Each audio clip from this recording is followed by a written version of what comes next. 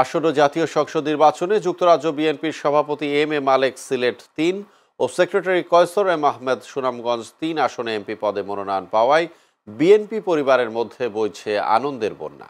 এদিকে তারা মনোনয়ন পাওয়ার পর আলোচনায় এসেছে যুক্তরাজ্য বিএনপির নতুন কমিটির বিষয়টি। যুক্তরাজ্য থেকে এহসানুল ইসলাম চৌধুরী শামীম জানান, ২০১৯ সালে যুক্তরাজ্য বিএনপির বর্তমান কমিটি গঠিত হয়। দীর্ঘ ৫ বছর ধরে সেখানে একই নেতৃত্বে চলছে দলীয় কার্যক্রম। তবে আগামী জাতীয় সংসদ নির্বাচনে অংশ নিতে যুক্তরাজ্য বিএনপি সভাপতি M A Malek O secretary Kaiser M Ahmed দেশে অবস্থান করায় যুক্তরাজ্যে দলীয় কার্যক্রম ব্যাহত হচ্ছে।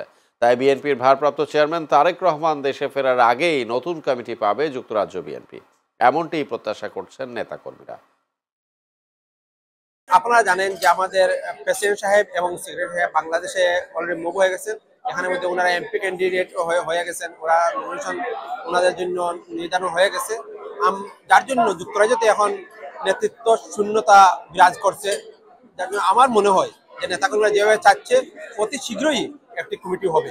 প্রবাসে বিশেষ করে যুক্তরাজ্যে যারা আন্দোলন সংগ্রামের সামনে ছিল তাদেরকে দল মূল্যায়ন করবে, এটা আমার বিশ্বাস। ফ্যাসিস্ট হাসিনা বিরোধী আন্দোলনে রাজপথে নেতৃত্ব দিয়েছেন, আমরা আশা করব তাদের নেতৃত্বেই আগামী দিনে যুক্তরাজ্যের একটি কমিটি হবে বলে আমরা দৃঢ়ভাবে